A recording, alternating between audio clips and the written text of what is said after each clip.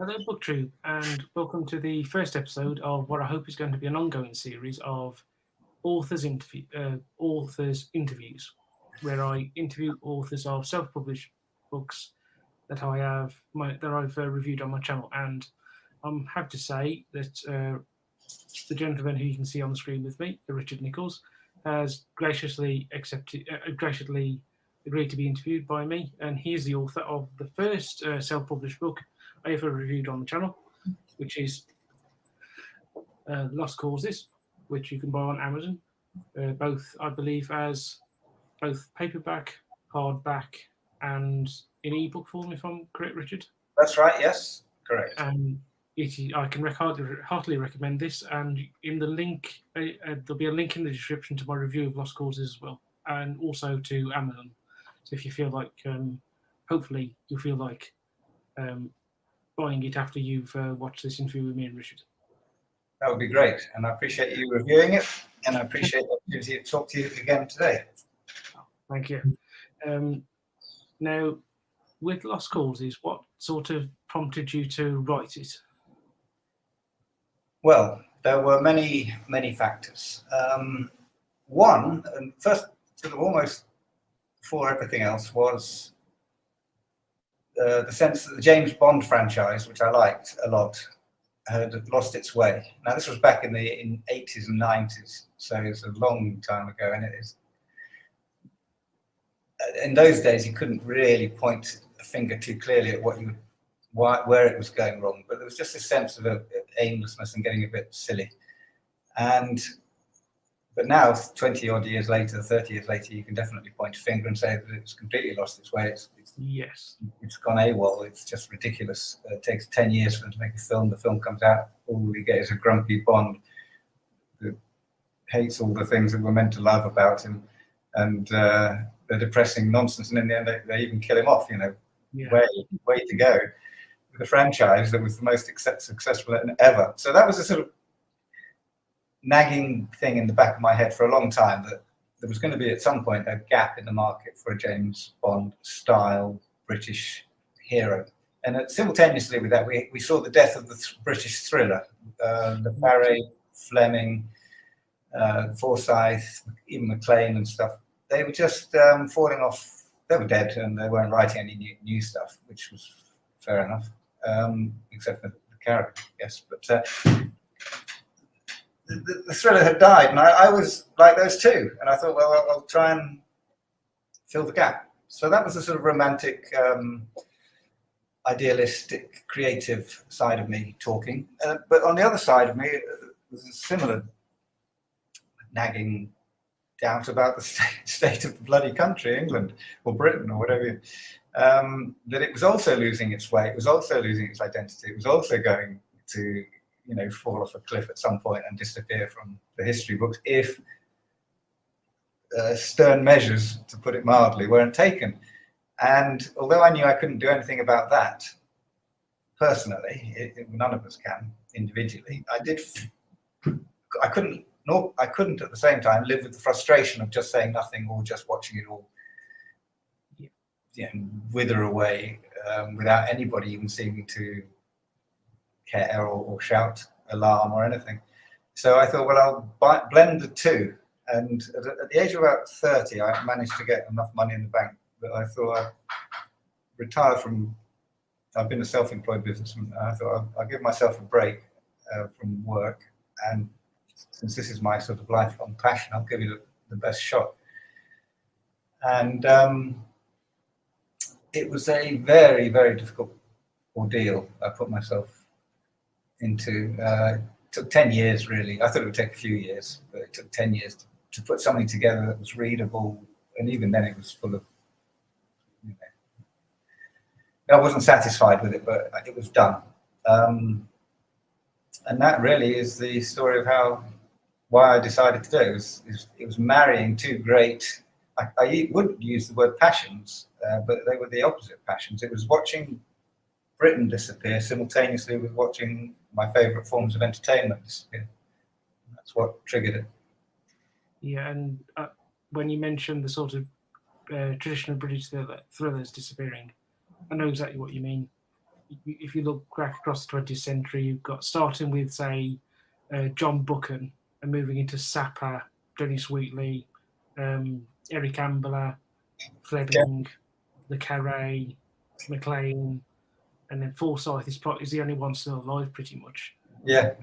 And they don't, as you say, they don't get written anymore. Though I think you and I sort of agree that Le Carre was sort of to blame for that, in a way. Yes. He sort of lifted. After he wrote, I think particularly the Spy You Love. The Spy Came from the Cold, and then Tinker Tailor Soldier Spy. British spy thrillers seem to need to be literary fiction as opposed to simply good old-fashioned thrillers. Yes, and I like Le Carre's books, and I rate The Spy Who Came In From the Cold as one of the best books I've ever read, let alone thrillers, and so on. But there's definitely, they were the death knell longer term, and it's not so much. I mean, Le Carre is a funny character, and he's quite idiosyncratic in his own ways. But I think, as much as anything, it was the publishing industry and the critics that corralled him, and they started extolling anything that was good and that was half decent, that was negative and about Britain and its role and everything. Whereas they poured scorn on anything like Fleming's James Bond in book version. And the writing came, the instructions came from above, I think, and Le Carre was the vector by which we saw it happen. But if you look at publishing now, and I had a small foray into it with my book, and I heard firsthand how they work and behave, saw it. It's quite clear that they don't like, masculinity is toxic to them. They don't care about a male readership unless it's reading about the struggle with AIDS or, poet's dilemma in Kazakhstan or something like that.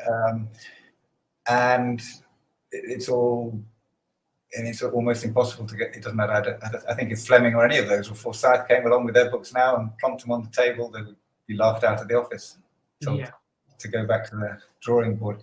So it's Carre was very much a symbol of the change of direction, and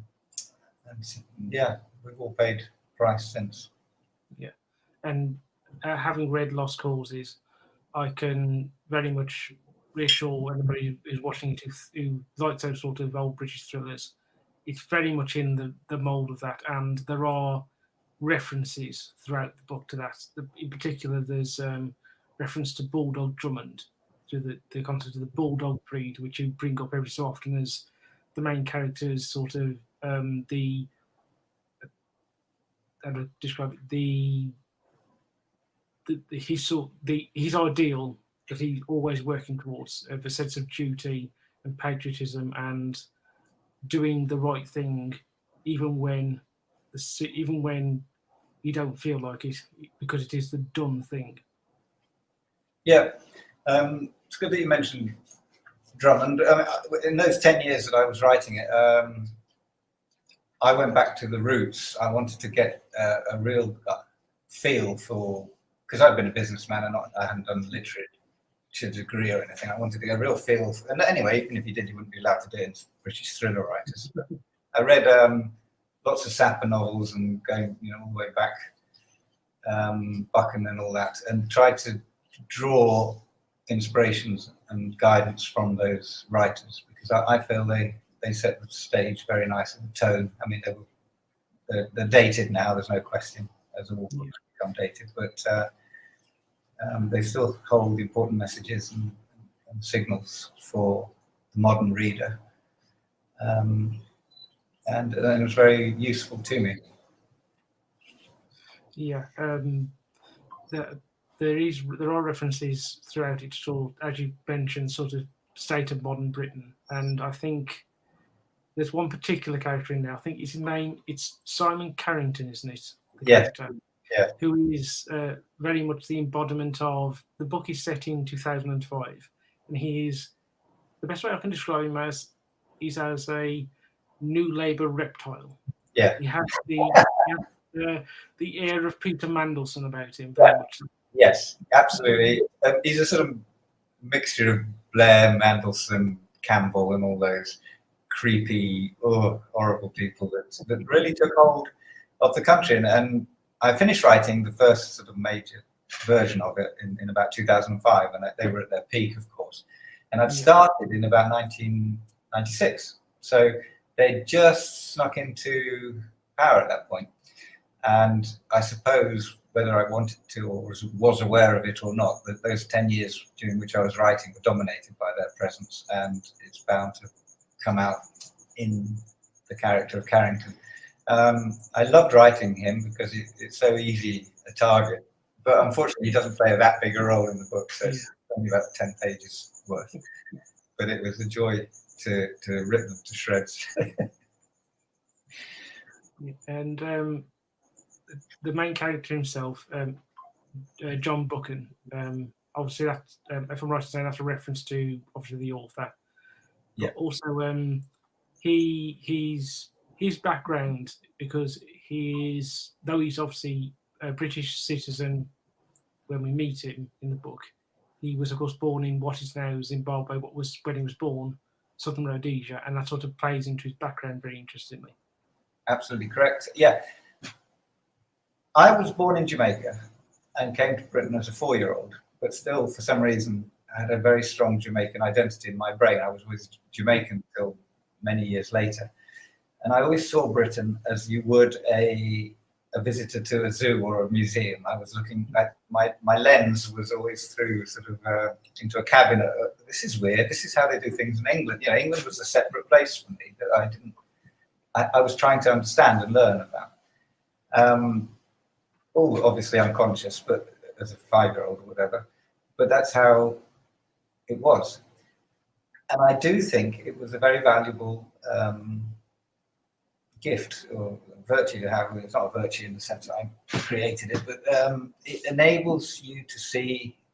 It's like the frog in boiling water. The frogs that are in the boiling water, they, as it warms, they don't notice it. But here I was in this cold, because coming from Jamaica, it's a very different society.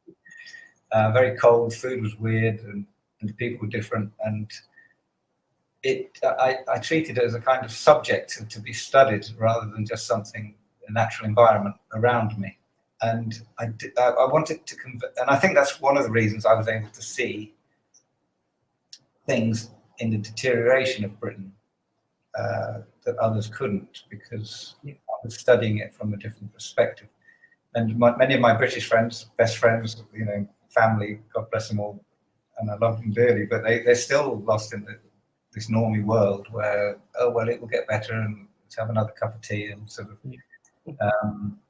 But to an outsider studying it, it's quite clear that you know, it's in freefall. Anyway, so yeah, I wanted to impart that ability to see into the society, the British society, from an outsider's perspective. I think it's very important. I see it also in normal life. We often get in history people who played a big role in country A's history didn't come from country A. They came to it from Elon Musk right now in America. I think sees it more clearly what's happening because he comes from South Africa and he's got that bulk of experience and knowledge from the tragedy that's now South Africa in his brain. He's lived it. He's hearing daily, I imagine, stories of horrible stories. So yeah, similar sort of way. Yeah, so yeah, it was important it's not just an accident that he's from Rhodesia. And funnily, I've noticed recently in Twitter and other spaces, the Rhodesian story and the way they fought and the type of people they were and what their goals were arising into the nation's consciousness. And I think that's very important because I do think in many ways Rhodesia was a blueprint, a test run, a canary in the coal mine for the West. There were others, I'm not saying it's the only one, but it was the first exclusively British colony, really, with a fully justified background in running the place. They made it out of nothing. There was hardly anyone there when they got there, etc., etc. And it was deliberately undermined to the point of destruction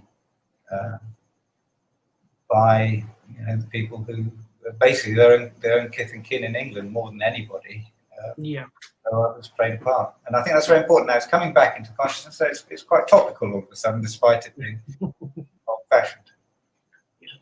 And also, was choosing Rhodesia in particular inspired by the fact that I remember Ian Smith, who was the Prime Minister of Rhodesia when it declared independence in 1964.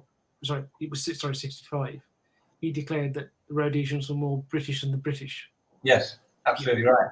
And it was a sort of superb version of Britain where, and I think that was his biggest fault, if I may say. I think it was showing the world that you didn't have to,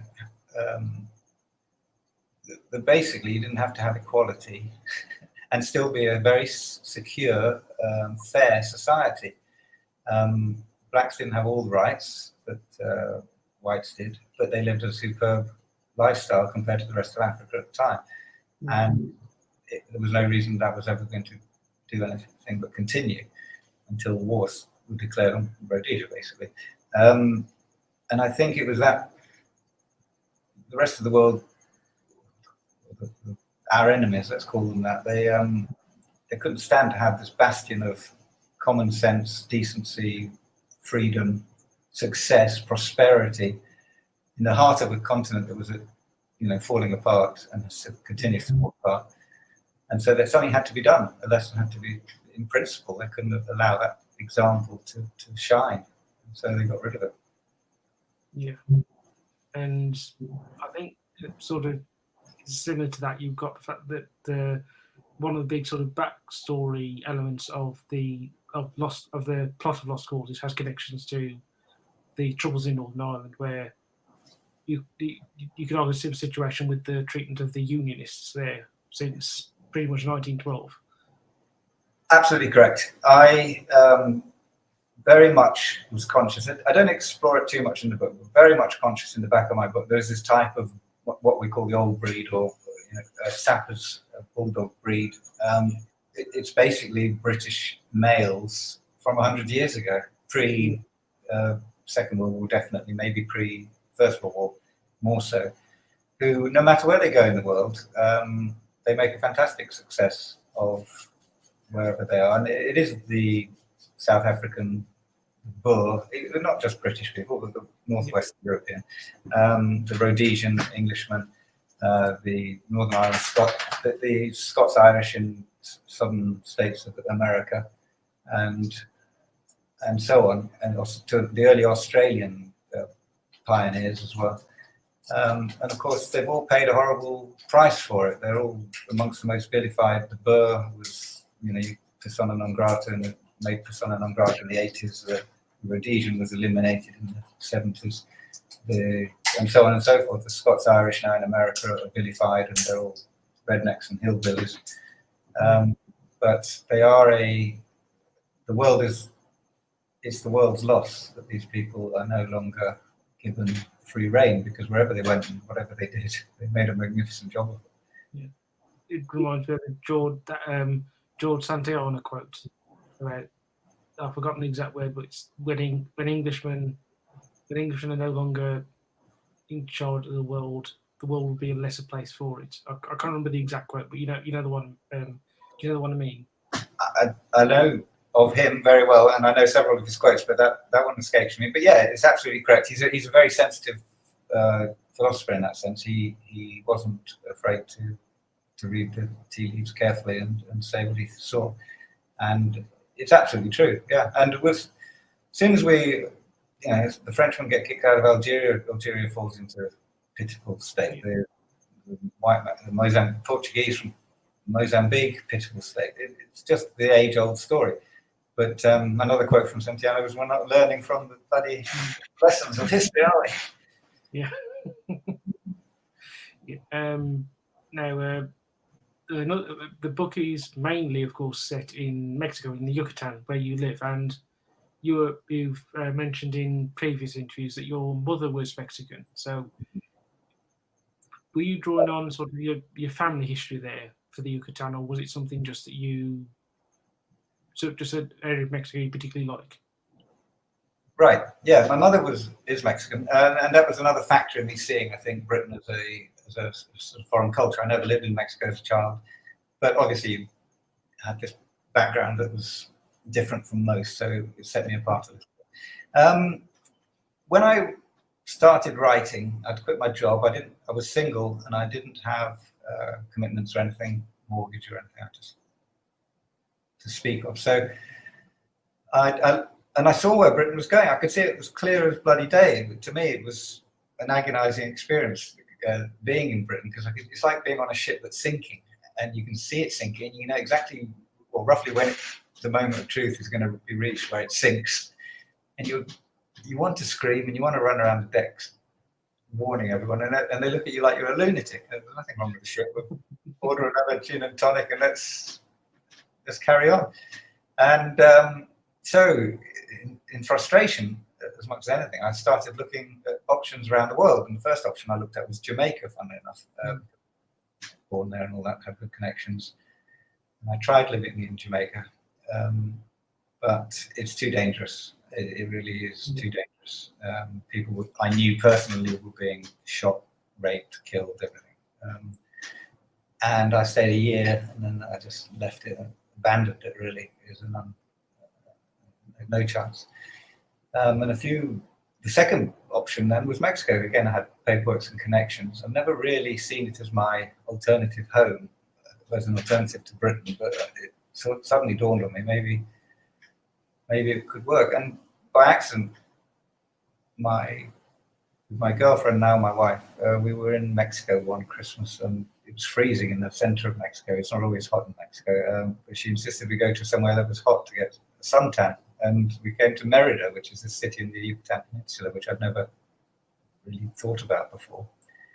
And it's a charming little backwater that's very traditional. It's got all the things you want in terms of a place to live. It's safe, it's cheap, it's got good accessibility, etc., etc. So it's not somewhere I'd always dreamed of living at all, but it's somewhere that I stumbled across. And once I looked around, I thought, this is pretty good. And a lot of people come find it that way. They go to Cancun, which is not that far away, on holiday, and decide to see a bit of the real Mexico, and suddenly they realize how charming real Mexico can be. But it's also very favored because it's not on the main drug trafficking route, so we don't have any of the cartel violence. Mexico is an enormous country. People don't appreciate it, I think, largely because of the Mercator maps make it look quite small relative to other countries. But it's 2,000 miles long. And a lot of that violence is it's happening in places as remote from me as, say, Bulgaria is from you. It's just another world. So we don't have that worry. It's not perfect. It's much too hot. We get hurricanes like we just did yesterday. But it's certainly got a lot going for it. And I don't regret the move at all. And it's been good for my mental health, not having to watch Britain sink around me. I can watch it now from a distance. And I would say that sense of you trying to break down the stereotypes of Mexico does come through in the book, in the scenes where you're in, where Buchanan is there, where it's clearly not that of the sort of cartels and dead bodies everywhere that you get in. I'm thinking particularly of the Sicario films, which are great thrillers, but that's very much the northern border area of Mexico. That isn't correct. Everywhere. Yeah, it's they're miles apart. Now, there is some violence and drug-related violence in my book, but I made that up. That's completely artificial. This part of the world doesn't really have anything like that. Apparently, this is the city where the cartel members send their families to live because they can live a normal life without worrying about being shot. I don't know if that's true or not, but yeah, it's a big old country, and a bit like England. I mean, you wouldn't want to live in some suburbs or boroughs of London these days for fear of your life. It doesn't matter if you're a card-carrying Christian and never cross any criminal's path. You're just as likely to be stabbed on the way home from and the offie as the next guy. Whereas if you're in Anglesey or something, those problems fade away. But Mexico is a kind of a surprising country in many ways. It's still got a big future, which you can't say that of many countries. For example, recently I've been seeing a lot of videos and articles in the UK press about leaving the country. Where do you go? And Mexico appears quite more often than not in the list of destinations. With the organisation that Buchan works for, was that based on any real organisation, or was that just something that you came up with, inspired by, say, Fleming and the Carré?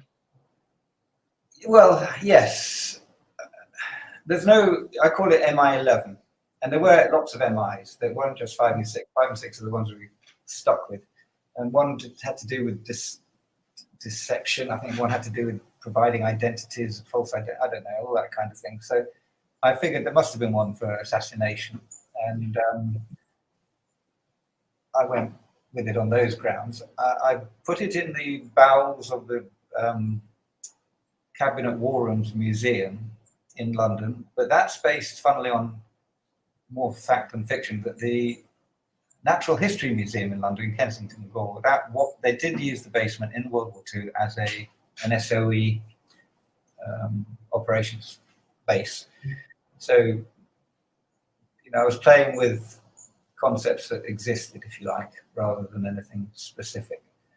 I suspect there's still such a thing. I mean, I think that these things go on. The trouble is now they will be sending them out to hunt down to people that we would normally consider to be more on our side. I hate to think what their target list involves, but I suspect this sort of thing goes on. And so I don't think it's too far-fetched to play with the idea. Yeah. I remember the TV show Callan with Edward Woodward. I remember there was a documentary made about the making of that, and one of the writers of the scripts met a special branch officer. This would have been, I think, late 60s, and said, "Is there sort of an organisation that does this?" And the special branch officer just said to him, "Well, put it this way, sir. Some people come into this country and they never leave again."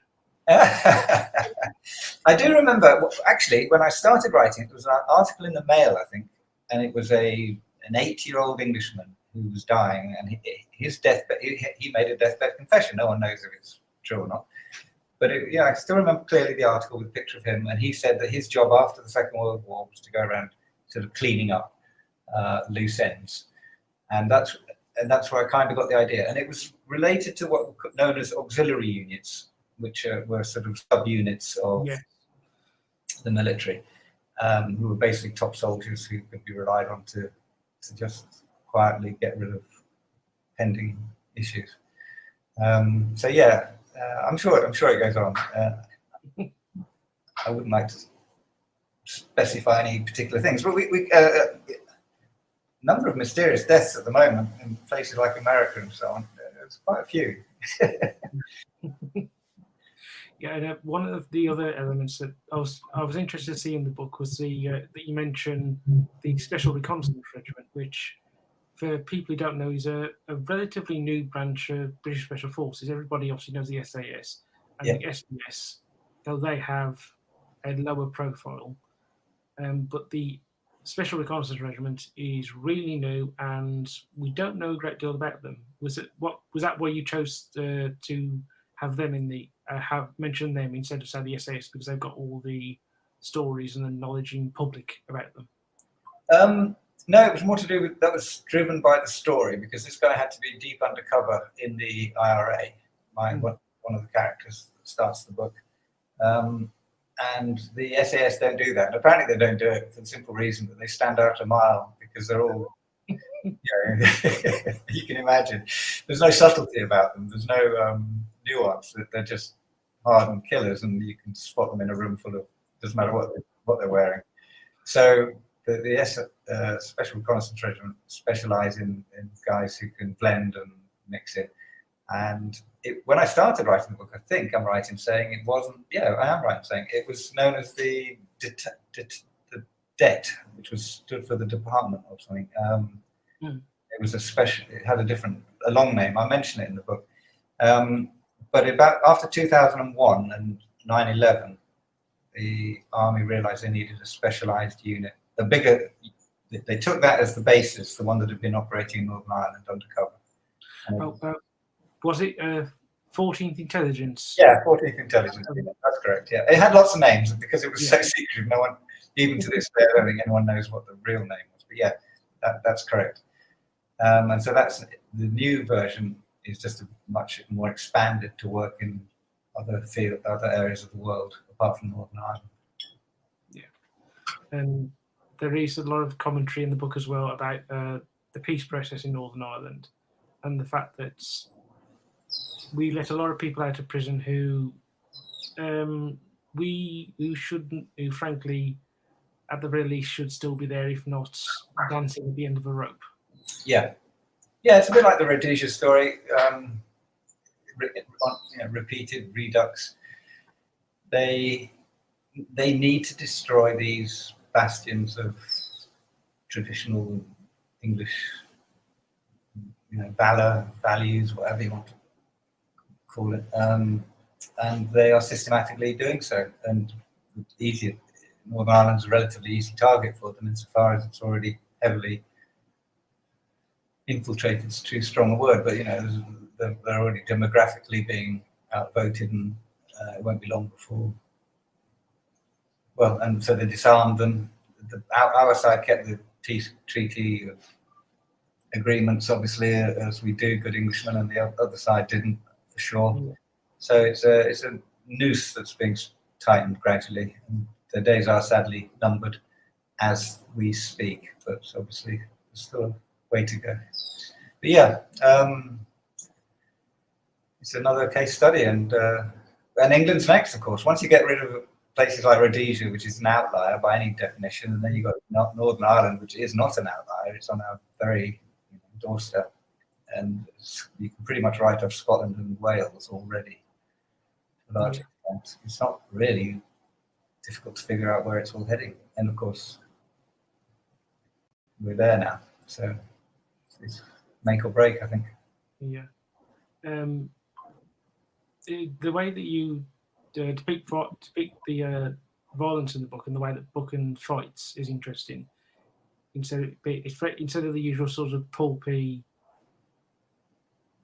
what's a punchy sort of short sentences, you actually describe it. It reminded me, and I know this wouldn't have been an influence on you because the films came out later, but if you've ever seen the Sherlock Holmes films by Guy Ritchie, yeah, that when I was reading it very much reminded me of that. Oh, that's interesting. I like those, and I did watch them. I wasn't really aware of that angle that you're mentioning.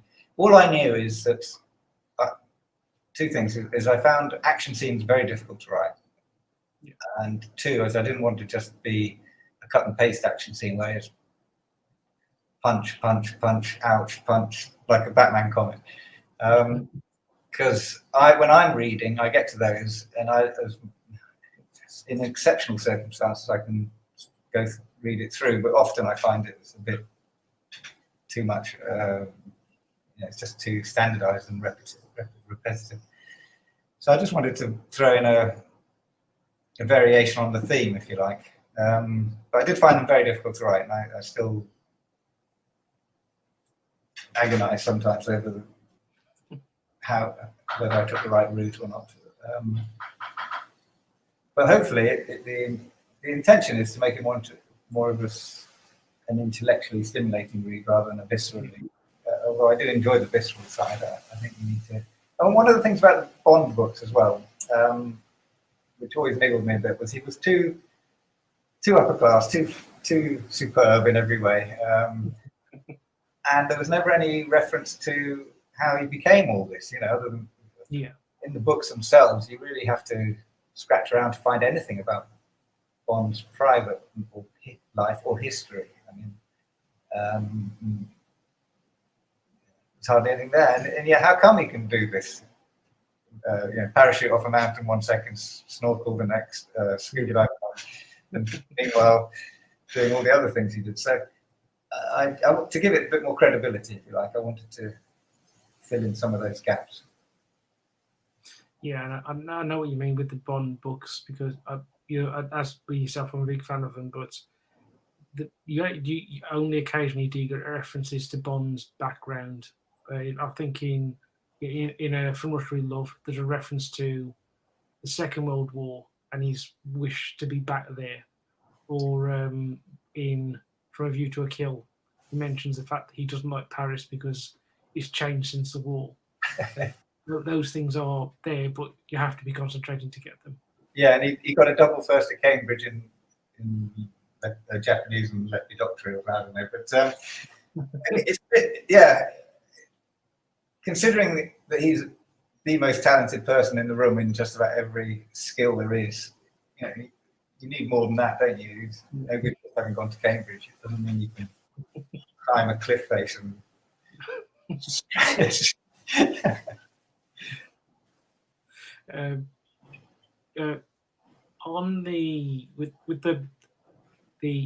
is one part of the book. Now I'm going to try and word this carefully so that I don't spoil the ending of the book. All right. Now, the villain's plot. As you said, you wrote this. You finished it in about 2005, as you said, the first version of it. Yeah. Was the villain's plot the same then? Because no, really now after 2020, no. It has that plot is a very different context, and it feels like it's.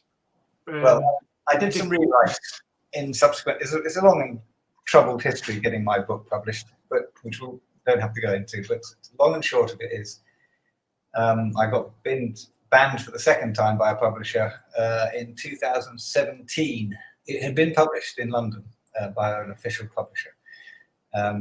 Hadn't done anything, and it wasn't in that great a condition. That, didn't deserve to do that well, I didn't think. Yeah. But anyway, it was published. But he banned me because of something someone saw I wrote on Facebook or something stupid, completely nonsense. But literally, I was banned within an hour from this publishing group. And I thought, well, there were several changes I'd like to make.